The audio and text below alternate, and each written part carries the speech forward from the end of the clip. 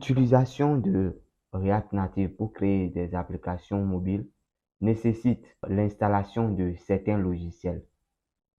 Au nom de ces logiciels, nous avons Node.js. Node.js qui est un logiciel qui permet d'exécuter du code JavaScript en dehors d'un navigateur.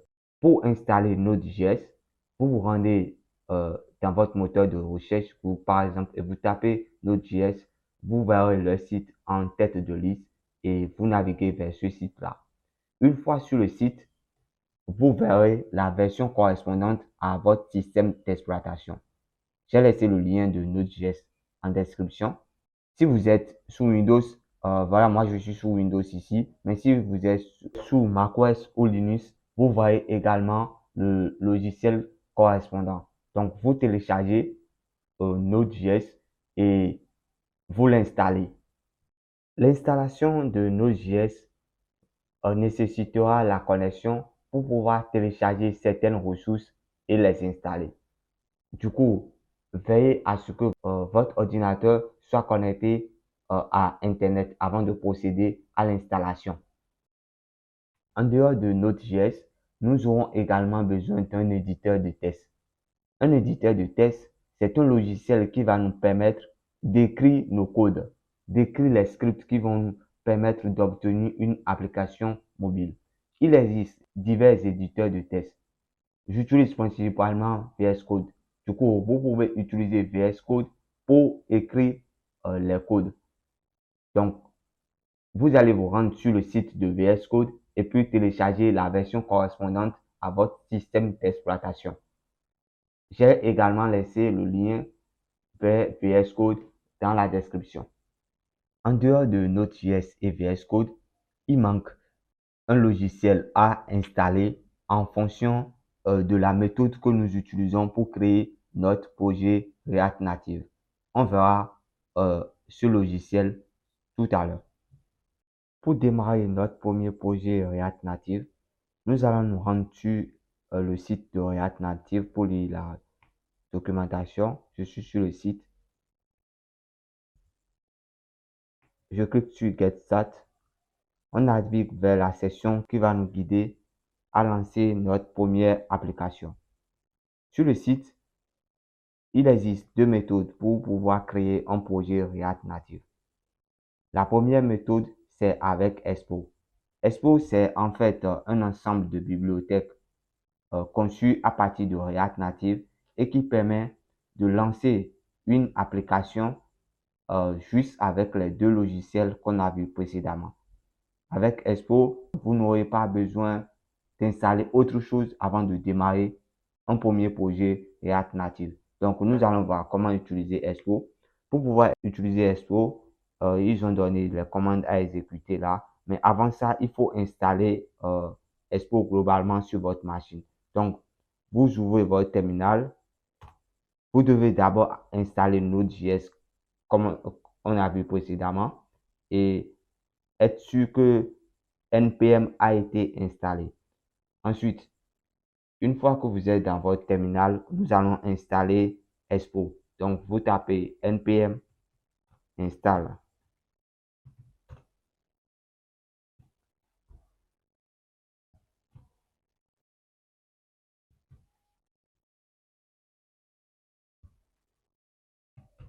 Le G que j'ai mis, c'est pour pouvoir installer globalement. Donc, après, ça va être la commande vous lancer. Ça va effectuer l'installation. Rassurez-vous, veillez à ce que votre ordinateur soit connecté à Internet. Moi, j'avais déjà installé, donc je vais stopper ça. Je stoppe. Après, on repart sur le site. Il y a une première commande, npm create expo app Horizon. Cette commande-là, npm create expo app, c'est pour créer le projet. Maintenant, Horizon projet, c'est le nom que vous voulez donner à votre projet. On peut changer ça et mettre tout autre nom qui nous convient. On peut mettre formation en React Native, formation expo, formation tout. Vous pouvez changer. Moi, je garde ça comme ça, je lance. Non. Non, pas ça, je stoppe. D'abord, vous devez partir sur votre système, choisir un emplacement là où vous voulez installer. Là, moi, j'ai créé un dossier appelé Expo. Donc, je copie le chemin du dossier. Créer toujours un dossier pour pouvoir placer vos fichiers dedans. Ça me permet de savoir que c'est Expo. Donc, je reviens dans le terminal. Je fais CD et j'ouvre. Donc, je suis dans le dossier dans lequel je souhaite installer le projet. Je reviens, je copie la commande.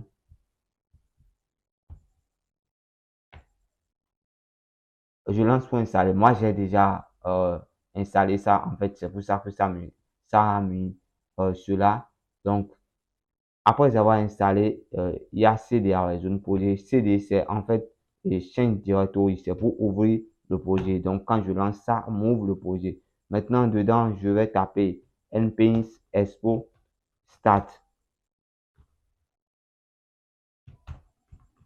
npms expo start, c'est pour pouvoir lancer le projet. Toutes ces commandes-là sont regroupées dans le fichier que je vous ai laissé, le lien que je vous ai laissé. Vous verrez toutes ces commandes. Vous tapez la commande, vous l'exécutez du moins, et on attend. Ça va run. La première fois que vous allez run, ça va prendre du temps. Donc, vous attendez jusqu'à la fin de l'exécution. Donc là, on reçoit un code. Ça veut dire que notre application est prête à s'afficher sur notre smartphone. Expose fonctionne de la manière suivante.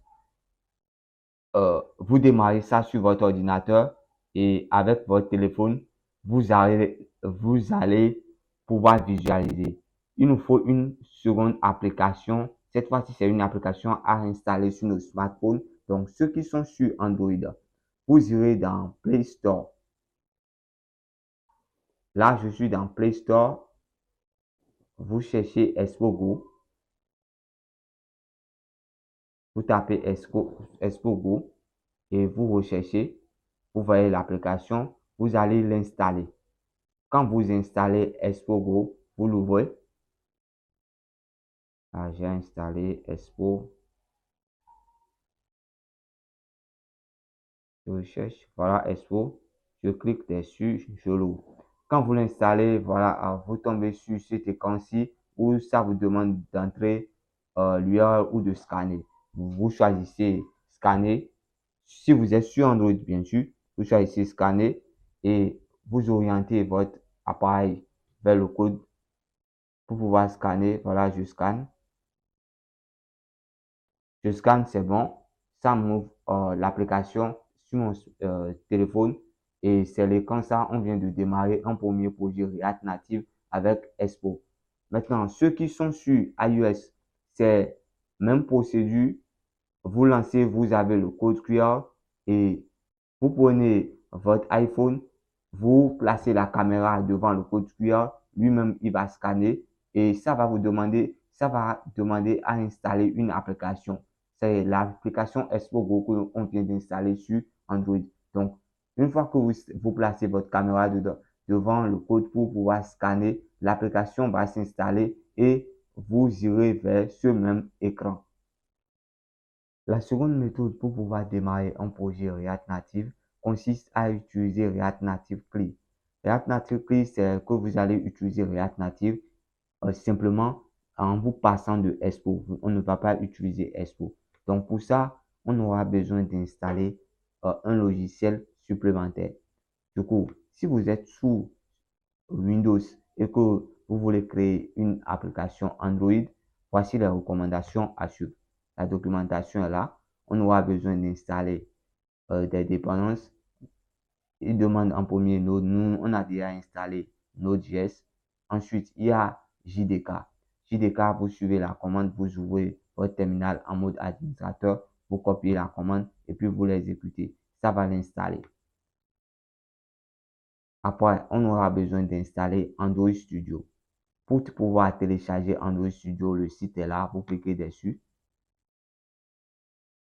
et vous êtes sur le site de Android Studio. Vous téléchargez et puis vous l'installez. L'installation de Android Studio nécessite la connexion pour pouvoir télécharger plusieurs ressources.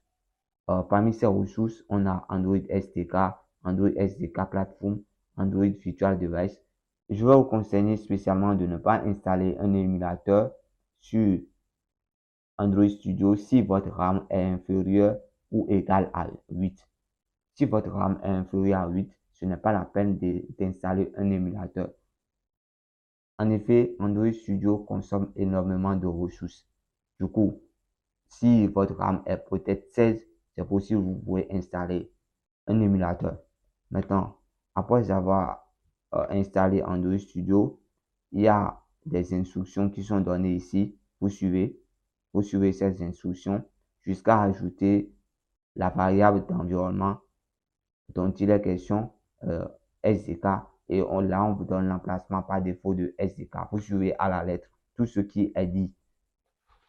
Maintenant, si vous êtes sous macOS et que vous voulez développer pour Android, vous pouvez aussi télécharger Android Studio et installer sur macOS. Les recommandations sont données là. Voilà les recommandations qui sont données. Vous suivez à la lettre. Si vous voulez développer pour iOS, voilà les recommandations également. Vous suivez à la lettre toutes les recommandations. Pareil, si vous êtes sous Linux, on développe uniquement avec Android. Il n'y a pas Expo. Vous suivez à la lettre également tout. Et maintenant, iOS, ils disent d'utiliser Expo parce que ce n'est pas possible actuellement de développer iOS avec Linux.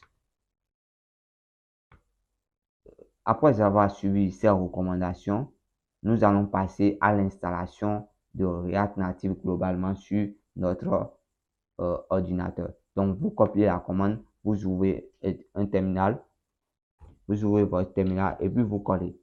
Là, ça va installer React Native CLI globalement sur votre machine. Après avoir installé React Native CLI, nous allons installer notre tout premier projet. Donc, la commande pour pouvoir installer un projet React Native, là voilà, vous irez d'abord dans votre gestionnaire de fichiers et vous créez un dossier.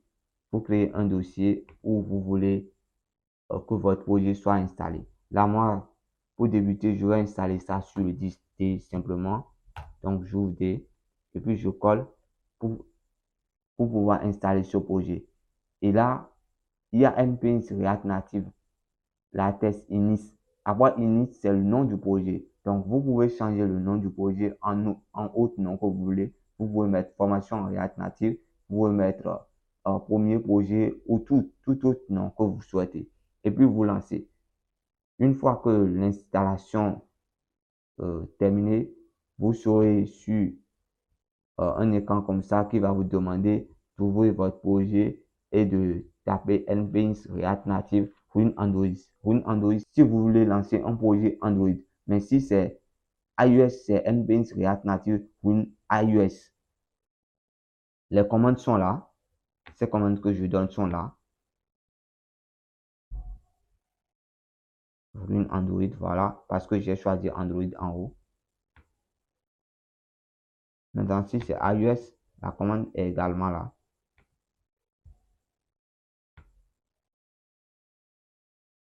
Voilà, Run iOS. Au cas où vous rencontrez n'importe quelle erreur lors de ces configurations, vous pouvez écrire dans le groupe pour solliciter de l'aide. Nous sommes disponibles, je suis disponible à vous aider en cas de besoin. Pour pouvoir ruiner votre projet, vous l'ouvrez. Donc, vous tapez CD. CD, c'est Change Directory. Vous tapez et puis vous ouvrez votre projet. Vu que je suis sur Windows et je veux ruiner Android, je vais mettre npms React Native Win Android. Lorsque je vais lancer cette commande, ça va le démarrer sur mon émulateur. Au cas où vous n'avez pas installé d'émulateur, ce que vous aurez à faire, c'est de connecter votre câble à votre téléphone Android. C'est la meilleure solution que je vous conseille ça. Parce que si vous utilisez un émulateur, ça risque de rendre votre ordinateur lent si la RAM n'est pas énorme. Si vous n'avez pas aussi assez d'espace sur votre disque principal, votre disque système. Donc, je lance.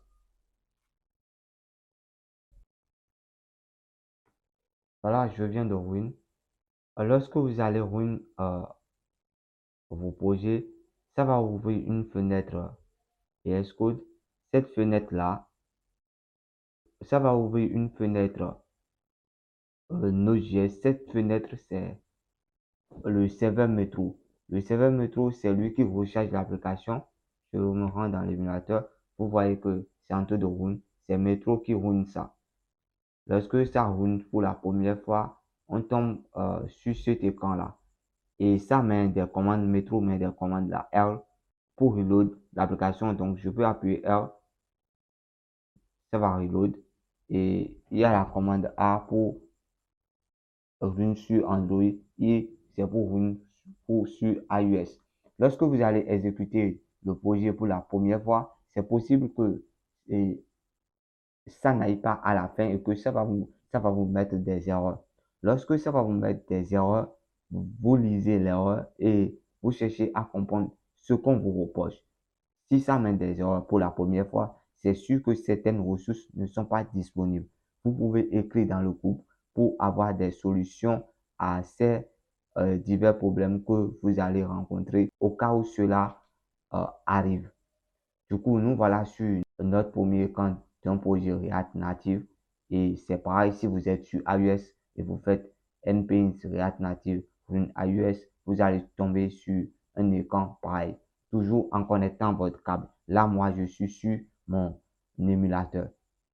Pour ceux qui connectent le câble à leur ordinateur pour pouvoir run, vous devez d'abord activer le mode débogage sur votre smartphone afin que l'application puisse être installée.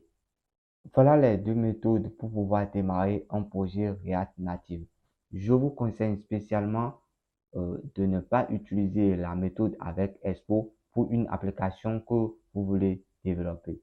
Parce que Expo est un peu limité.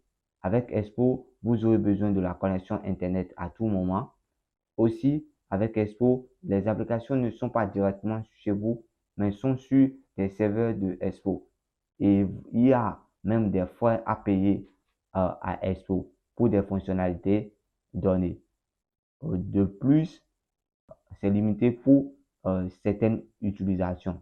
Donc, vous pouvez utiliser la seconde méthode qui est React Native, puis vous l'utilisez. Là, vous n'avez aucun problème et tout le code est chez vous et vous pouvez déployer cette application vous-même à tout moment, apporter des modifications. Avec Expo, la taille de l'application est plus élevée que la taille de l'application React Native tout court. Donc, pour cette formation-ci, je vais utiliser la méthode React Native. Je vais me passer de la méthode React Native Expo. Vous pouvez utiliser React Native Expo au début pour vous entraîner en attendant d'installer toutes les ressources, tous les logiciels adéquats pour pouvoir travailler.